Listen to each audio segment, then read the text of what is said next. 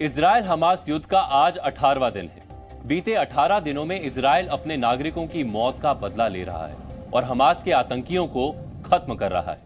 Gaza में Israel के हमलों में अब तक 5,791 से ज्यादा लोग मारे जा चुके हैं, जबकि 16,000 से ज्यादा घायल हैं। इजरायल के इस एक्शन को देखकर हमास के तेवर भी नरम पड़ने लगे हैं। सोमवार को हमास के आतंकियों ने 2 इजरायली महिला बंधकों को रिहा किया। इनमें एक 79 साल की नूरित कूपर और दूसरी 85 साल की योचवेद लिफ्शित्ज हैं। दोनों बुजुर्ग महिलाओं को 7 अक्टूबर को हमास आतंकवादियों ने किब्बुत्ज बेरी से अगवा किया था। हमास अब तक कुल 4 बंधकों को रिहा कर चुका है। इससे पहले 20 अक्टूबर को 2 अमेरिकी महिला मां बेटी को रिहा किया गया था। अब बुजुर्ग महिला बंधकों को रिहा करने के बाद हमास की तरफ से कहा गया है कि दोनों बंधकों की रिहाई मानवीय आधार पर की गई है।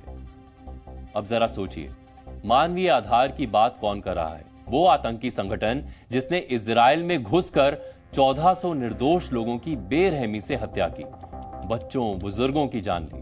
बीच सड़क पर बेगुनाह लोगों को गोलियों से भून दिया गया और ऐसे बुजुर्गों को बंधक बनाया जो बीमार थे, जिनके लिए ठीक से चल पाना भी संभव नहीं था। हमास का अमानवीय चेहरा रिहा हुई बुजुर्ग ने बेनकाब किया है। उसने रिहा होने के बाद बताया कि कैसे उसे अगवा किया गया था। फिर उसके साथ हमास आतंकियों ने मारपीट की। My mom is telling the horrific stories.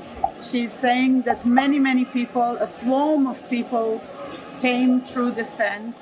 My mom is saying that she was taken on the back of a motorbike with her body, with her legs on one side and her head on another side. That she was taken through the plowed fields with a man in front on one side and a man behind her. And that while she was being taken, she was hit by sticks by Shabab. Yeah, Shabab people. Hamas के इस कायराना हमले के बाद ही Israel ने युद्ध का ऐलान किया था। इजरायल के हमलों में हमास को भारी नुकसान उठाना पड़ा। अब आपको हमास के झूठ का सबूत दिखाते हैं। इस वीडियो को देखिए। ये उस वक्त का है जब एक बंधक बुजुर्ग महिला को इजरायल को सौंपा गया। बुजुर्ग महिला के लिए ठीक से चल पाना तक संभव नहीं है। इसे एम्बुलेंस से निकलते वक्त 2 लोगों का सहारा लेना पड़ा। जब इन्हें अगवा किया गया तब ये दोनों बुजुर्ग बीमार थे। एक बुजुर्ग को ऑक्सीजन की जरूरत थी। फिर भी हमास ने कायराना हरकत करते हुए इन्हें अगवा किया। באמת הומניטרי, אני פה בים סוף ואנחנו מצפים להמשך השחרורים של כל החטופים שלנו פה מהקיבוץ הזה וכל החטופים באופן כללי, ופשוט מקווים שהיא בסדר, שבריאותה טובה, ואנחנו ניסע עכשיו לראות אותה. दरअसल बंधकों को छोड़ने के पीछे मानवीय पहलू नहीं बल्कि हमास का डर है, जिसने इस आतंकी संगठन को सरेंडर करने पर मजबूर कर दिया है। जिस तरह की बमबारी बीते 18 दिन में गाजा पर इजरायल की तरफ से की गई है, उसने हमास आतंकियों को भारी नुकसान पहुंचाया है। बीते 24 घंटे में गाजा में 436 लोग मारे गए हैं। गाजा में अब तक 5,791 लोग मारे जा चुके हैं। 16,000 से ज्यादा लोग गाजा में घायल हैं। हमास के ठिकानों को भी तबाह किया गया है। इजरायल तय कर चुका है कि हमास को जड़ से खत्म करके रहेगा और 18 दिन के युद्ध के बाद हमास को जो नुकसान पहुंचा है उससे हमास भी अंदर से सहमा हुआ है, क्योंकि इजरायल एक तरफ हवाई हमलों को अंजाम दे रहा है तो दूसरी तरफ जमीनी लड़ाई की तैयारी पूरी कर चुका है। ऐसे में एक तरफ हमास युद्ध के लिए 35,000 लड़ाके के तैयार होने का ऐलान कर रहा है तो दूसरी तरफ वो बंधकों को रिहा करके युद्ध से पीछे हटने पर मजबूर हो रहा है। कैसे हमास कदम पीछे खींचने पर मजबूर हुआ है, इस पर हमने एक रिपोर्ट तैयार की है जिसे आपको जरूर देखना चाहिए।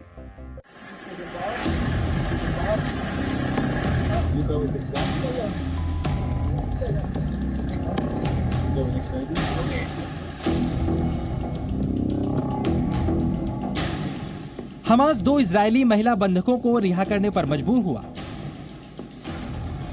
तो इसकी वजह इजरायल की बमबारी है। जिसने गाजा में कहर बरपाया हुआ है।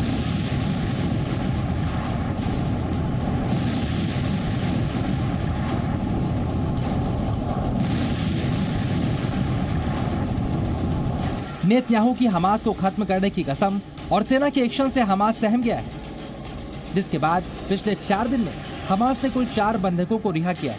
हमास ने 4 बंधकों को दबाव और मजबूरी में रिहा किया है, लेकिन उसके कब्जे में अभी भी 220 बंधक मौजूद हैं।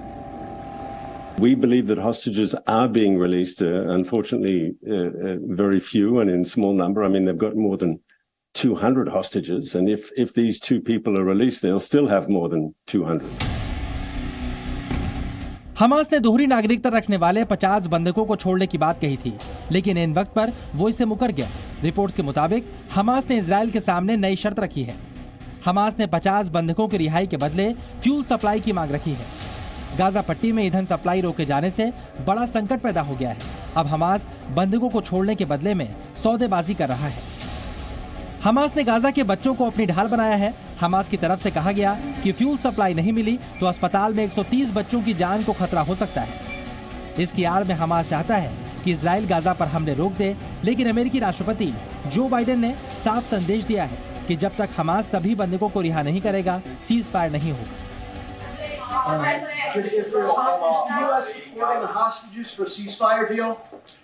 Why did you? We should have a ceasefire. Not a ceasefire. We should have those hostages released. Israel की फ्यूल सप्लाई रोकने की वजह से गाजा में फ्यूल संकट गहराया हुआ है। इसका सबूत बीते दिनों सामने आया था, जब कुछ हथियारबंद हमास आतंकियों ने गाजा में यूनाइटेड नेशन के रिलीफ फंड वर्क्स एजेंसी के दफ्तर से राहत सामग्री और फ्यूल लूट लिया था। इसकी जानकारी खुद सोशल मीडिया एक्स पर UNRWA ने साझा की थी। हालांकि बाद में वीडियो हटा दिया गया। Today, the United Nations revealed the true face of Hamas when they confirmed that Hamas stole fuel and medical equipment from UN offices in Gaza City. The amount of fuel stolen is enough to power Gaza's water desalination for 6 days. I repeat, for 6 days. Hamas is holding the people of Gaza hostage, cowardly, using them as human shields. Hamas is at war against humanity, not just Israel. They terrorize Jews and Arabs. They seek deaths of Israelis and Palestinians. The Israel Defense Forces will destroy Hamas for the sake of Israel, Gaza and the entire world.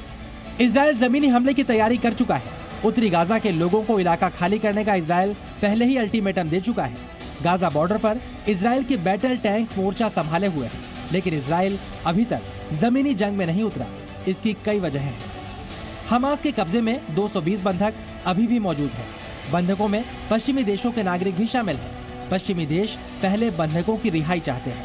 America Israel को हर मुमकिन मदद तो कर रहा है, लेकिन अभी नहीं चाहता कि इजराइल गाजा में घुसकर कार्रवाई करे। इससे बंधक संकट गहरा सकता है। इजराइल ने करीब 4 दशक पहले वर्ष 1982 में लेबनान में जमीनी जंग लड़ी थी और वर्ष 2005 में गाजा से वापसी की थी। ऐसे में अमेरिका का मानना है कि इजराइल को गाजा में घुसकर अभी युद्ध नहीं लड़ना चाहिए। दूसरी तरफ इजराइल के एक्शन से हमास अंदर से घबराया हुआ है, इसलिए अब बंधकों को छोड़ने की बातें करने लगा है। क्योंकि इजराइल में बंधकों को छुड़ाने की मांग जोर पकड़ रही है। तेल अवीव में लोग प्रदर्शन कर रहे हैं, जिससे नेतन्याहू पर गाजा में एक्शन लेने का दबाव बढ़ रहा है। इस वक्त मैं तेल अवीव में मौजूद हूं और तेल अवीव की सड़कों के किनारे इस तरह की तस्वीरें लगाई गई हैं और जिसमें लोगों को रिहा करने की मांग की जा रही है, जिसे हमास ने किडनैप कर रखा है। पहली तस्वीर में यहां पर मिया शैम की देख रहा हूं, जो इजरायली फ्रेंच है, 21 साल की, जिन्हें हमास ने रिम म्यूजिक फेस्टिवल से अपने कब्जे में लिया था। और साथ ही आप देखिए यहां पर बहुत सारी तस्वीरें लगाई गई हैं, कई मैसेज लिखे गए हैं, prisoner deal all for all, साथ ही ब्रिंग दैम बैक तस्वीरों के साथ में ये लगाया गया किडनैप्ड बाय हमास। कुछ इस तरह की डिमांड यहाँ पर सरकार से की जा रही है कि जल्द से जल्द इन नागरिकों की वापसी की जाए। और यहाँ साथ ही इजराइल के झंडे भी लगाए गए हैं। बहुत बड़ा प्रदर्शन इजराइल में तेल अवीव में चल रहा है लोगों की रिहाई को लेकर, क्योंकि 220 लोग किस हालात में हैं, उनके परिवार के लोगों पर क्या बीत रही है, वो जिंदा हैं भी कि नहीं है, उन्हें खाना पानी मिल पा रहा है कि नहीं मिल पा रहा है, ये बहुत बड़ा यहाँ पर संकट है और इसी संकट के बीच ये लिखा गया है, देखिए बच्चों ने हाथ से लिखा है, ब्रिंग दैम होम नाउ, उन्हें जल्द से जल्द घर लाइए, ऑल फॉर ऑल नाउ। और इस तरह के मैसेज यहाँ पर दिए गए हैं। एक बड़ा संदेश यहाँ तेल अवीव की जनता दे रही है सरकार को कि जल्द से जल्द बंधकों की रिहाई कराई जाए। इजराइल गाजा में 5,791 लोगों को मार चुका है। इजराइल की तरफ से बमबारी में हर दिन गाजा में सैकड़ों लोगों की मौत हो रही है। अगर हमास बंधकों को रिहा नहीं करता तो मौत का आंकड़ा बढ़ता जाएगा। वजह यह है कि इजराइल के लोग अपनों की रिहाई के लिए सरकार से मांग कर रहे हैं।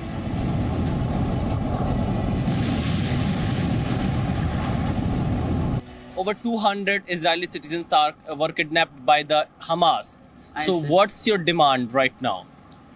First of all, freedom, and then speak about all the demands. This is citizens like your people that are citizens, so they must come home immediately, and then we can speak about all. And what's other your things. message to the Netanyahu government? Bring them back immediately. Bring them. There's no other thing that we should do now, just to bring them back. I look at my grandchildren here, and I cannot even think about any children can be now that kidnap and maybe do some more terrible things like now. So something that you cannot even understand or believe that they must come back immediately now. Israel में सरकार पर बंधकों को छुड़ाने का दबाव जिस तरह बढ़ रहा है, उससे निर्दोष लोगों की जान लेने वाले हमास आतंकियों की मुश्किलें भी बढ़ रही हैं। ऐसे में जान बचाने के लिए हमास आतंकी अब सरेंडर की तरफ बढ़ रहे हैं। तेल अवीव से विशाल पांडे, जी मीडिया। इजराइल इस समय दो मोर्चों पर युद्ध लड़ रहा है, एक गाजा में हमास के खिलाफ तो दूसरी तरफ लेबनान बॉर्डर पर हिजबुल्लाह के खिलाफ। दोनों ही मोर्चों पर इजराइल पूरी ताकत के साथ जवाब दे रहा है। गाजा में किस तरह हमास आतंकियों को इजराइल ने नुकसान पहुंचाया है आपको पता है। लेबनान में हिजबुल्लाह आतंकी भी इजराइल के हमलों में भारी नुकसान उठा रहे हैं। इजराइल ने हिजबुल्लाह के 27 आतंकियों को मार गिराया है। वहीं लेबनान बॉर्डर से 19,946 लोग विस्थापित हुए हैं। AFP की रिपोर्ट के मुताबिक लेबनान में इजराइल के हमलों में मरने वालों की संख्या 41 है। इनमें आम लोग और हिजबुल्लाह आतंकी दोनों शामिल हैं। इजराइल के गाजा पर हमले के बाद लेबनान की तरफ से हिजबुल्लाह ने मोर्चा खोला है, लेकिन इजरायली प्रधानमंत्री बेंजामिन नेतन्याहू ने हिजबुल्लाह को सख्त चेतावनी दी है। उन्होंने कहा है कि अगर हिजबुल्लाह हमास के खिलाफ इजराइल के साथ युद्ध में शामिल होता है तो उसे इसकी बड़ी कीमत चुकानी पड़ेगी। 2 दिन पहले यानी 22 अक्टूबर को भी नेतन्याहू ने हिजबुल्लाह को युद्ध में शामिल ना होने की चेतावनी दी थी। साथ ही नेतन्याहू लेबनान सीमा पर दौरा करके आए थे। दरअसल इस बात की अटकलें हैं कि ईरान समर्थित हिजबुल्लाह उत्तरी इजराइल पर बड़े पैमाने पर हमले कर इजराइल हमास युद्ध में एक नया मोर्चा खोलने की कोशिश कर सकता है। हिजबुल्लाह के पास हजारों रॉकेट और मिसाइल्स के अलावा कई तरह के ड्रोन्स हैं, लेकिन इजराइल हिजबुल्लाह को युद्ध का नया मोर्चा खोलने से पहले ही रोक देना चाहता है। अब आज का प्रेरक विचार। गौतम बुद्ध ने कहा था कि 1000 योद्धाओं पर विजय प्राप्त करना आसान है, लेकिन जो खुद पर विजय पाता है वही सच्चा विजेता है। जी न्यूज़।